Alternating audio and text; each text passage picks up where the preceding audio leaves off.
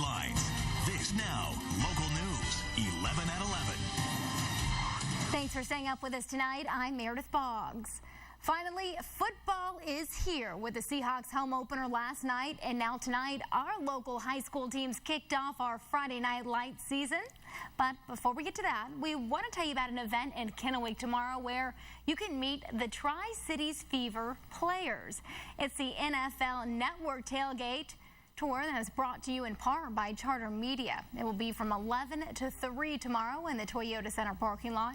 Thousands of dollars in prizes will be handed out. The Fever dance team will be performing, and the Tri-City Americans will also be on hand.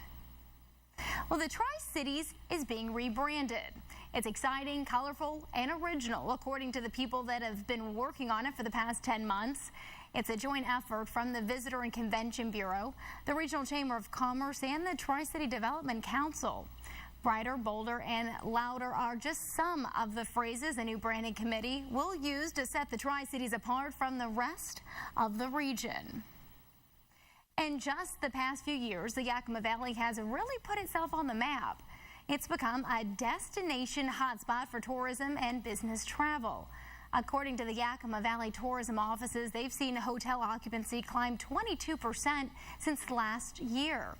They say much of it has to do with the many conventions, sporting events, and activities held around the area. If we have a vision here in the Yakima Valley that is going to be inviting not just for a wine taster, but also for families. You know, we want to encourage that type of growth that is going to bring in the widest variety of people. Business owners we spoke with say these past few summer months have been fairly busy. Time now to check out that weather, and it's going to be a great summer-like weekend around much of our area. Here, let me show you what we're tracking, and it's high pressure right over the top of us. Looks like it's going to stay that way. Morning low temperatures on Friday morning were a little bit on the chilly side, got down to the 40s and even a few upper 30s. As you can see, 39 in both Hermiston and down around La Grande. Now tonight we're going to see our temperatures drop into the same regions. Afternoon high temperatures were into the 80s, a little bit above normal for this time of the year. Winds have been kicking up in a couple of locations. We see 12 and 10-mile-an-hour winds in Tri-Cities over to Walla Walla and down to Pendleton, but otherwise not looking too bad out there. Clear skies coming in on the satellite and radar photos. Big dome of high pressure right over the top of us, and you can see how it's taking that Pacific moisture and running up the storm track to Alaska and Canada, but not much in the way of moisture over the top of us. We did have a northerly flow that brought in that cool air, but now it's edging a little more to the east as the high and the axis of that ridge kind of comes in over the top of us, so we even warm up in the overnight and the early morning hours a little bit.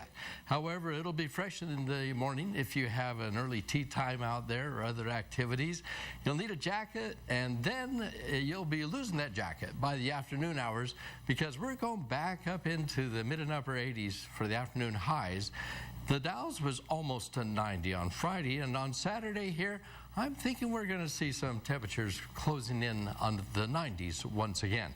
Now into the extended forecast, we stay dry through the weekend, but the longer range computer models are bringing a little weak system into the area.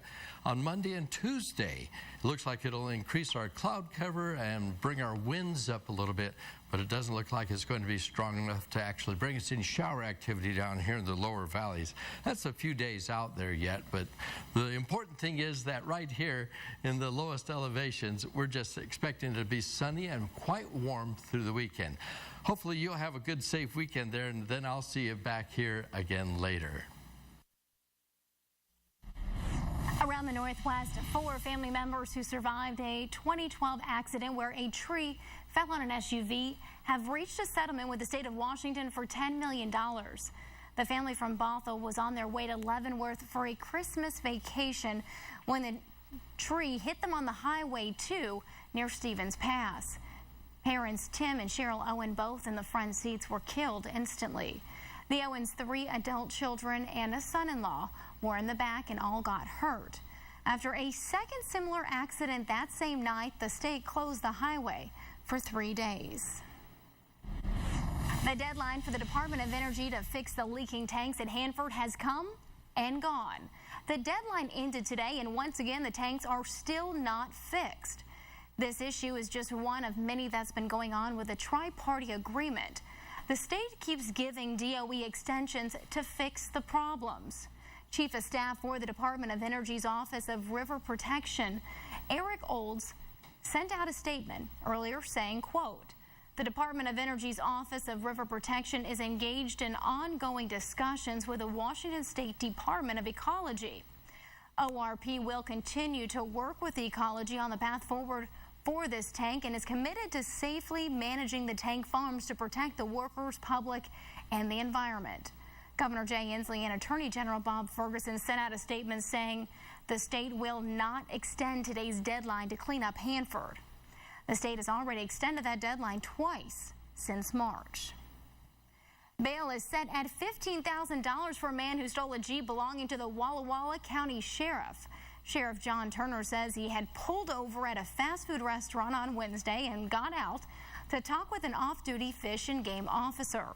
That's when 23-year-old Robert Lambert Jr. took off in his Jeep, and they immediately started chasing Lambert in the game officer's car.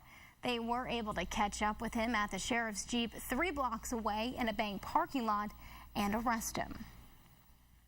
Continuing coverage tonight on a lawsuit facing the city of Kennewick. The lawsuit stems from the city's new ban on marijuana business. The holder of the pot store license that's filing the lawsuit spoke with us today about why he feels the need to take legal action. He told us they weren't prepared for cities to resist the pot business like they have. The Seattle man is also trying to open another business in Lewis County, which currently has a moratorium. He thinks many people who filed for licenses are in similar situations. Kind of leaves us when we feel like we're hostage between the city and the state. To have the guidelines said in the beginning that the cities can vote separately and opt out of it, you know, people wouldn't have applied in certain jurisdictions or counties or cities. Elizabeth Hollick, the attorney representing Americana Weed, claims the pot black market impacts minority populations in our region. They say illegal pot sales happen every day in Kennewick, but they'd like to give the people of our area a place where they can buy a product that has been tested and is safe. A wild animal may be on the run in one Kennewick neighborhood, and when we say wild, we're talking a possible cougar. Neighbors near Riata Road and Vaca Road were awoken by the commotion and say it may have been a cougar or a bobcat that they saw yesterday morning. Residents say it's not uncommon to see animals, but a cougar is rare. A witness that saw the cougar says it was about the size of a dog. He saw it near a tree and then it ran into the bushes. We didn't know that it was anything to be alarmed at until the next day. A neighbor came and said he'd seen a cougar when he went out, and it growled at him, he had said. So we were assuming that that was the same thing we had heard. The Washington Department of Fish and Wildlife is still investigating the incident. No one has yet confirmed if the animal was indeed a cougar, but neighbors just know it was something unusual. It's been 2 years since a fire at Heritage University in Toppenish burned down some of their oldest buildings. It's been a difficult journey for students with ongoing construction, fewer classrooms, and no library or cafeteria. But today, they had a ribbon-cutting ceremony introducing the completely rebuilt campus. It's definitely been a up and down experience. It's been a ride. It was a trouble for a lot of us not having a cafeteria that fall semester. Over the past 2 years, crews have restructured the campus and created 3 new facilities which house art studios, a common dining area for students, a convention center, and new classrooms. And after more than a decade in the making, the Carousel of Dreams opened to the public today. It's even more special for Geneva Nevis. The Kennewick woman has lived in Kennewick for 67 years, and she celebrated her 95th birthday today with her first ride on the carousel. She said she's been waiting for a chance to get back on a horse. She used to go riding, and today was a fun way for her to get back in the saddle. This is wonderful. This is a wonderful day. I've been waiting a year for this privilege. And then when I found out it was going to open on my birthday. I had to be here. What a cool birthday gift. Well, she went on to say she can't wait to bring her grandkids for a visit. The carousel will be open Fridays, Saturdays, and Sundays from 11 in the morning until 7 at night.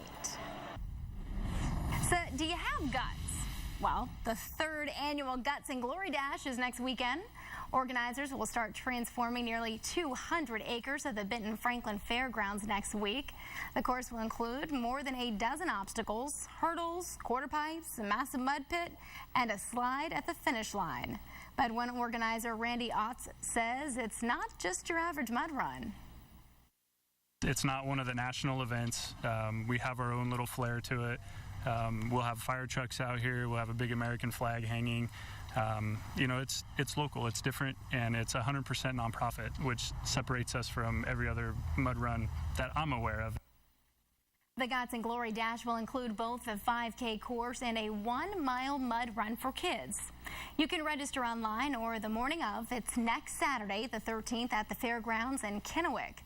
Gates open at 9 a.m. Well, that's your first 11 minutes of news, weather, and sports on this Friday night. Now it's time for Friday Night Lights. Coming up, Greg Talbot and Jen Enninger will have high school football highlights from all over the region and much more. Have a wonderful and safe weekend.